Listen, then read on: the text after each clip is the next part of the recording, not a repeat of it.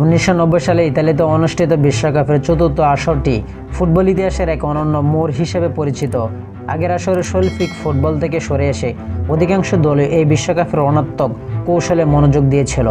গোল সংখ্যা এটি ইতিহাসের অন্যতম শুষ্ক বিশ্বকাপ হলে এর নাটকীয়তা আর রোমাঞ্চের কোনো কমতি ছিল না। 1982 এবং 1986 পরপর দুই ফাইনালে হারের পর তৃতীয় প্রচেষ্টায় সাফল্যের দেখা পায় পশ্চিম জার্মানি।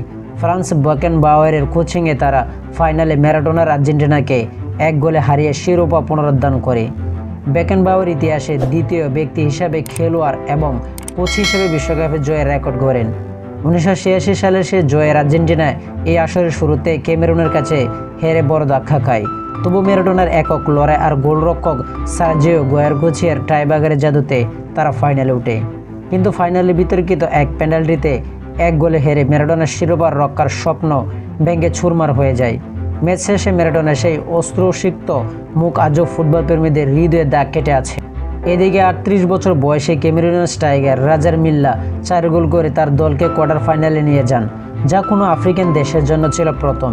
এই বিশ্বকাপের প্রত্যেক ম্যাচে গড়ে মাত্র 2.21টি গোল হয়েছিল, যা বিশ্বকাপের ইতিহাসে সর্বনিম্ন। এই কারণে পরবর্তী আসর থেকে ব্যাকপাস আইন কঠোর করা হয়। ফাইনালের ম্যাচে আর্জেন্টিনার পেদ্রো মেনচন্স প্রথম খেলোয়াড় হিসেবে বিশ্বকাপের ফাইনালে লাল কার্ড পাওয়ার অনাকাঙ্ক্ষিত রেকর্ড গড়েন।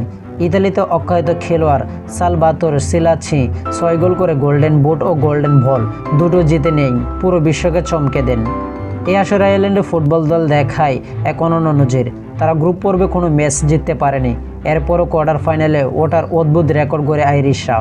অন্যদিকে সেমিফাইনালে দুটি ম্যাচও টাইব্রেকারে ঘোরানোর স্নায়ুচাপে নতুন এক চূড়ান্ত সীমায় পৌঁছেছিল ফুটবল বিশ্ব। তো আশা করি যারা টি স্পোর্ট গ্যালারি চ্যানেলটি সাবস্ক্রাইব করেন না, সবাই টি স্পোর্ট গ্যালারি চ্যানেলটি সাবস্ক্রাইব করবেন এবং নতুন নতুন স্পোর্টস নিউজ পেতে আমার চ্যানেলটির পাশে থাকবেন। ধন্যবাদ সকলকে।